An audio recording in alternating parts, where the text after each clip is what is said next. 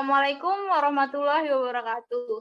Hai sahabat bidan, selamat datang di podcast Bidan Pintar. Pada hari ini kita akan membahas tentang persalinan aman dan nyaman dengan teknik Rebozo. Kali ini saya akan mendatangkan satu klien yang akan membahas tentang pengalamannya. Dan ada dua narasumber yang akan membagikan ilmu dan tips-tips lainnya yang berhubungan dengan tema hari ini. Cekidot. Selamat pagi Ibu Miftah, bagaimana kabarnya hari ini Bu? Alhamdulillah, baik Mbak. Terima kasih Mbak. Apa Oke kabarnya Ibu. Mbak? Alhamdulillah sehat juga Ibu ya. Ibu Miftah ini merupakan klien yang akan membagikan sedikit pengalamannya yang akan kita bahas bersama dua narasumber kita. Yang pertama, hello Bidan Dian dan Bidan Novika. Apa kabar hari ini? Halo Mbak Devi. Halo juga Mbak Devi. Baik. Alhamdulillah baik. Ya, Ibu Miftah ini merupakan klien yang sudah pernah melahirkan dan saat ini sedang hamil anak kedua ya Bu ya. Betul Bu. Dan menurut pengalaman melahirkannya, Ibu Miftah ini merasa kurang nyaman dan sedikit takut sehingga ada kekhawatiran lagi untuk rencana kelahiran anak kedua kalinya. Boleh Ibu ceritakan Bu, apa saja pengalaman melahirkan yang Ibu bisa bagikan kepada sahabat bidan pintar pada hari ini di rumah? Iya Bu. Jadi gini, saya itu sebelumnya sudah pernah melahirkan 4 tahun yang lalu. Kebetulan saya melahirkan tuh di daerah yang masih minim fasilitas kesehatan dan tenaga kesehatannya juga terbatas.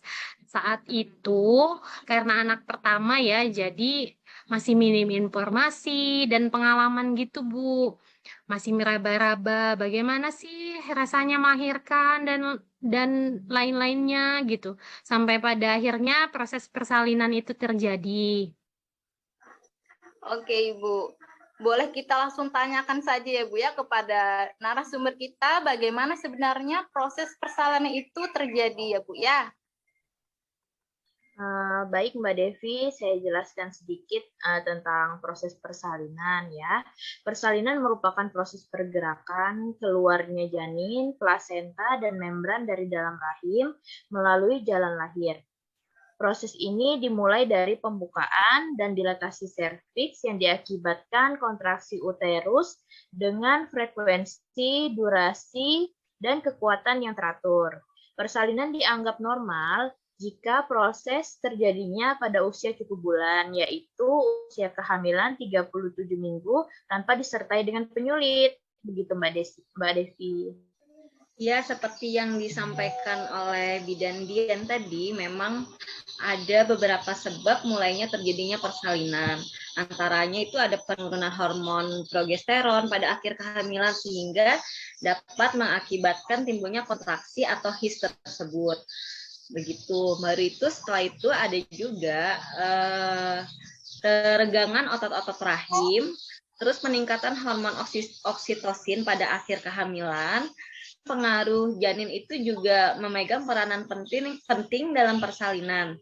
Ada juga prostaglandin serta plasenta yang menjadi tua seiring dengan usia kehamilan tersebut. Itulah beberapa sebab yang dapat mempengaruhi proses terjadinya persalinan. Ternyata banyak perubahan ya Bu ya yang terjadi pada saat seorang wanita hamil lalu melahirkan Bu ya. Iya, benar sekali yang dijelaskan oleh Bidan Novika barusan. Itu jadi memang ada yang dinamakan his permulaan atau his palsu. Itu terjadi karena semakin tuanya usia kehamilan, pengeluaran progesteron dan estrogen semakin berkurang sehingga oksitosin dapat menimbulkan kontraksi begitu. Namun kita dapat menilai dari sifat his palsu tersebut. Antara lain seperti nyeri ringan pada bagian bawah, lalu datangnya tidak teratur, tidak ada perubahan serviks, dan Tidak ada pertambahan jika beraktivitas dan durasinya pun pendek gitu Mbak Devi. Ya, setelah mengetahui penjelasan tentang his palsu tersebut, kita juga bisa menilai terjadinya his persalinan atau yang disebut his sungguhan. Antara lain pinggang tuh terasa sakit dan menjalar sampai ke depan. Begitu. Lalu rasa sakitnya itu mulai teratur, intervalnya semakin pendek namun kekuatannya semakin besar. Kontraksi uterus mengakibatkan perubahan uterus. Lalu ada bloody show atau pengeluaran lendir besertai darah. Ada juga jika sudah ada dirasakan pengeluaran cairan akibat terjadinya ketuban yang sudah pecah, itu juga merupakan tanda-tanda persalinan. Biasanya ketuban itu pecah menjelang pembukaan lengkap, namun ada juga dalam beberapa kasus ketuban itu pecah saat pembukaan masih kecil. Berarti untuk kontraksinya ini sendiri masih ada perbedaan ya Bu, mana kontraksi yang memang sudah mau melahirkan dan kontraksi palsu tadi. Nah, pada saat itu yang dirasakan Ibu Miftah seperti apa Ibu? Ya, waktu itu tuh yang saya rasakan nyerinya sangat sering ya, dan memang setelah dicek sudah ada pembukaan. Jadi pembukaan demi pembukaan saya coba tahan sakit aja Mbak. Saya cuman bisa baring aja sih. Jadi begini ya, Ibu Miftah, saya jelaskan sedikit tentang nyeri persalinan. Jadi nyeri persalinan ini memang berbeda-beda dari jenis dan tipe nyeri lainnya. Karena nyeri persalinan ini merupakan proses fisiologis, sedangkan nyeri yang lain dihubungkan dengan suatu penyakit. Nyeri persalinan tidak konstan tetapi intermittent. Lalu pada tahap awal persalinan nyeri bersifat ringan, tetapi pada tahap akhir persalinan bersifat berat. Waktu yang nyaman terjadi di waktu yang ternyaman itu biasanya terjadi di antara kontraksi, begitu Ibu Miftah. Iya, betul sekali. Jadi nyeri persalinan itu merupakan perasaan yang tidak menyenangkan, ibaratnya kayak gitu ya. Karena terjadi ketika saat menjelang persalinan saja. Dan itu tuh bersifat subjektif. Perasaan nyeri setiap orang itu berbeda-beda dalam hal skala ataupun tingkatannya. Jadi hanya orang tersebut yang akan melahirkanlah yang dapat menjelaskan dan mengevaluasi serta apa yang dirasa kayak gitu ya. Oke Bu, jadi nyeri persalinan itu hanya bisa diutarakan oleh yang mengalami saja ya Bu ya, karena yang dirasakan pun berbeda-beda satu sama lainnya. Lalu saat itu apa saja yang Ibu Miftah lakukan untuk mengurangi atau menangani rasa nyeri tersebut Ibu? Iya Mbak, waktu itu sih saya cuman meringis-ringis aja ya Mbak ya. Jadi sesekalipun kalau ada rasa sakit datang tuh dipijit sama bidannya. Kalau nggak ada bidannya, suami saya sih yang mijit gitu Mbak. Oh begitu ya Bu ya. Jadi memang pijitan tersebut yang saat itu bisa membantu Ibu Miftah dalam menangani nyeri tersebut yang dirasakan. Menurut narasumber kita, biasanya apa saja tindakan yang dapat diberikan pada saat klien merasakan nyeri persalinan, Bu? Ya, benar sekali. Jadi ada beberapa memang cara atau tindakan yang dapat kita berikan untuk penanganan nyeri tersebut.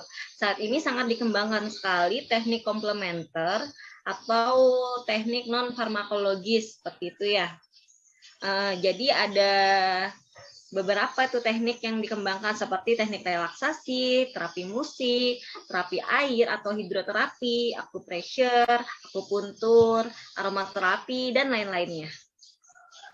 Ya, benar sekali yang dikatakan oleh Bidan Novita. Bahkan di tiap negara pun itu berbeda-beda cara penanganan yang dilakukan. Ada juga satu teknik yang menarik perhatian kami sebagai bidan, yaitu teknik rebozo. Sepertinya saya baru dengar ya Bu ya teknik rebozo ini. Jadi kita langsung saja kita lihat jurnal teknik rebozo tersebut ya Bu ya, yang akan dijelaskan oleh dua narasumber kita, Mbak Dian dan Mbak Novika.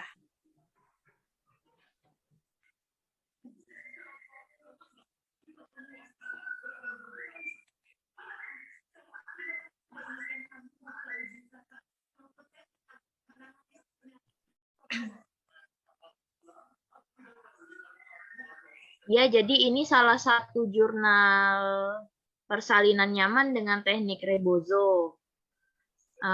Di sini saya akan menjelaskan sedikit rebozo itu apa.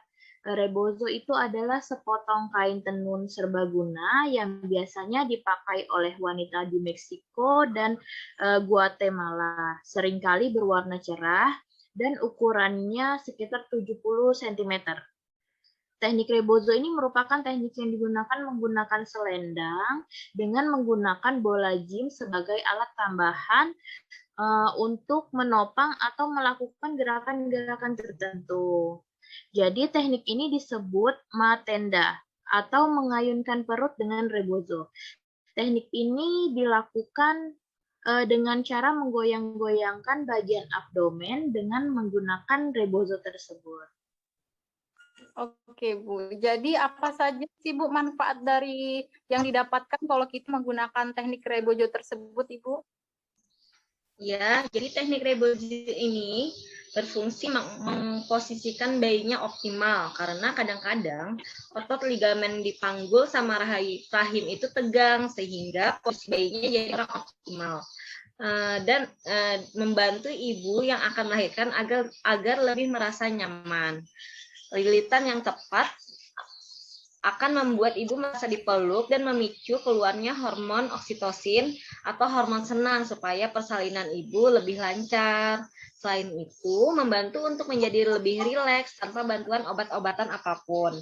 Hal ini membuat teknik ini berguna ketika persalinan lama dan ibu mulai merasa nyaman.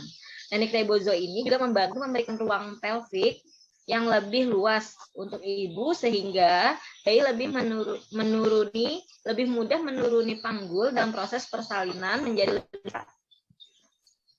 Ternyata banyak ya, Bu, ya, manfaat yang didapatkan dari teknik rebozo tersebut. Boleh dilihatkan, Bu, untuk tekniknya seperti apa, Bu? Oh iya, sebentar kita share foto tentang teknik rebozo ini ya. Nah, jadi begini Mbak Devi, salah satu teknik rebozo yang bisa kita terapkan ya. Memang banyak, terdapat beberapa teknik rebozo untuk mempelajarinya, untuk kita bisa mempelajarinya dengan benar. Salah satunya yaitu rebozo shifting while lying down atau rocking. Di sini bisa dilihat ini menggunakan kursi atau sofa. Bila ada bola gym itu juga bisa digunakan. Itu untuk menopang dan dilapisi dengan bantal bila menggunakan sofa ya. Teknik ini menggunakan selendang atau kain untuk membungkus perut.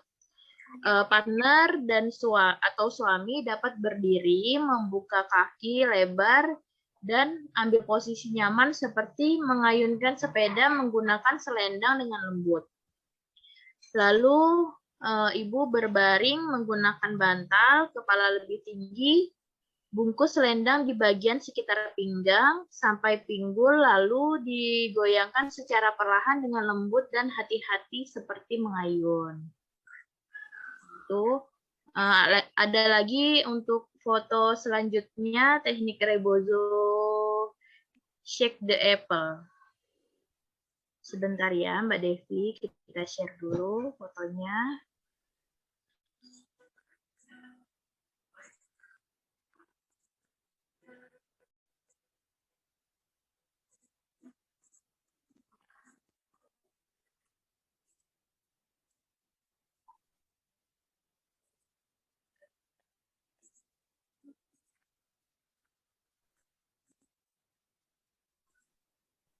Untuk teknik rebozo shake the apples ini posisi ibu seperti table pose dengan menggunakan bola gym. Posisikan selendang pada daerah panggul. Teknik ini bisa dilakukan pada usia kehamilan 28 minggu sampai akhir awal persalinan. Pertama-tama ibunya dianjurkan untuk rileks dulu dengan memejamkan mata, lalu posisi kaki suami atau terapis ditekuk 1. Kemudian pegang selendang di ujung, condongkan badan ibu dan kita gerakan pelan-pelan. Dan lihat reaksi ibu. Gerakan ini sangat nyaman, terutama berfungsi untuk melenturkan otot-otot panggul dan perut bagian depan atas ke bawah, sehingga dapat memberikan ruangan janin lebih longgar begitu. Kadang-kadang teknik ini dapat membuat ibu sampai tertidur ya, karena teknik ini nyaman, seperti masase pada perut tanpa sentuhan di bagian perut, begitu Mbak Devi. Iya, jadi cara-cara menggunakan rebozo untuk mengoptimalkan bayi di masa kehamilan atau awal proses persalinan itu juga ada, yaitu cara-caranya antara lain yang pertama, mintalah bantuan pendamping untuk memposisikan rebozo di sekitar perut seakan membentuk hammock atau tempat tidur gantung di sekitar bayi. Yang kedua, berlututlah di depan kursi atau sofa seperti yang digambarkan tadi. Ibu dapat menggunakan bantal di bagian dada dan lutut untuk kenyamanan. Gantungkan tangan di sekitar gym ball atau sofa tadi sehingga tidak perlu menumpukan berat badan ke tangan ibu. Ibu dapat merilekskan bagian tubuh bagian atas, namun jagalah punggung agar tetap tegak.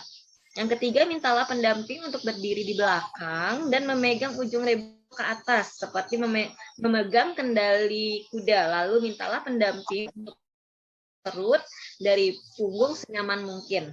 Yang keempat, mintalah pendamping untuk memulai menggoyang-goyangkan perut secara perlahan, lalu mulai meningkatkan kecepatannya.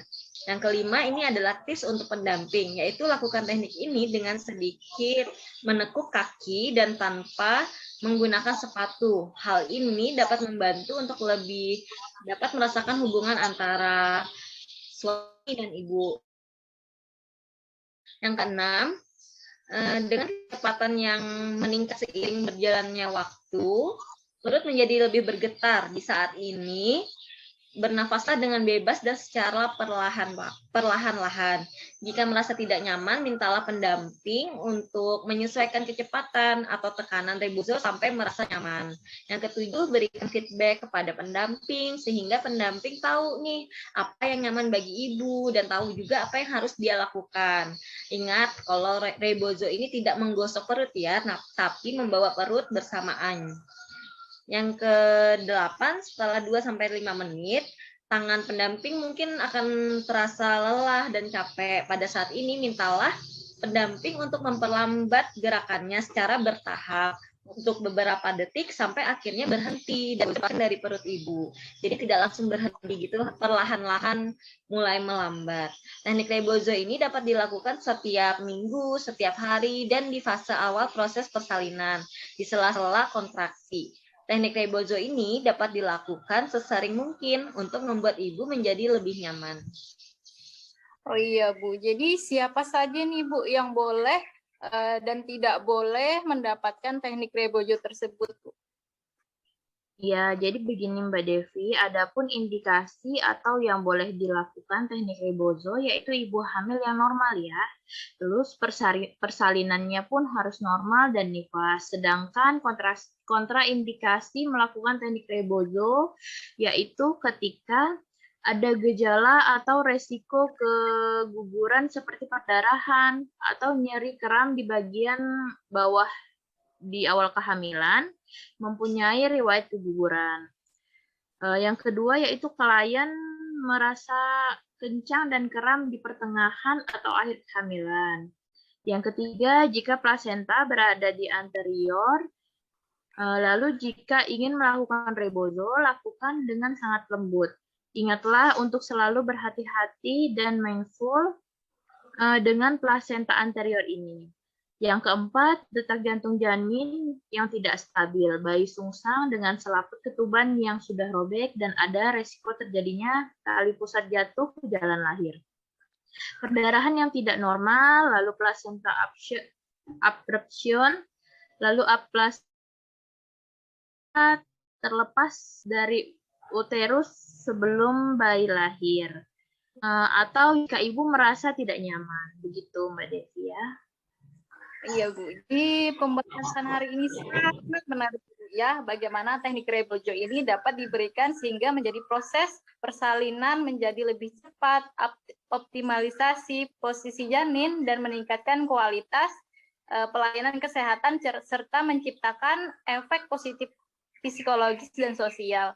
Dengan peningkatan ilmu terbaru, kemampuan dan keterampilan penolong persalinan, maka kualitas pelayanan pun akan menjadi optimal dan pemberian asuhan terhadap dapat disesuaikan dengan kondisi ibu. Bagaimana Ibu Miftah tentang pembahasan kita kali ini, Bu?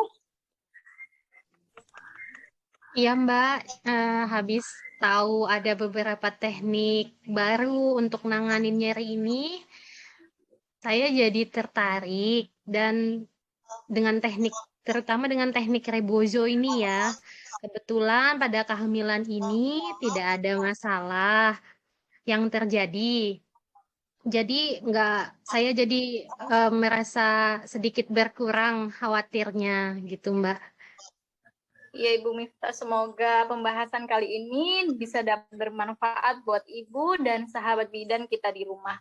Kepada narasumber kita, Bidan Dian dan Bidan Novika, terima kasih sudah meluangkan waktunya pada hari ini dan membagikan ilmu terbaru yang dapat kita terapkan dalam penanganan nyeri tersebut. Iya, sama-sama kepada Ibu Novika yang sudah membagikan pengalamannya, dan Ibu Devi yang sudah menjadi jembatan antara kita berdiskusi. Terima kasih sudah menonton podcast Bidan Pintar pada hari ini. Saya Devi Rahmayanti, and see you.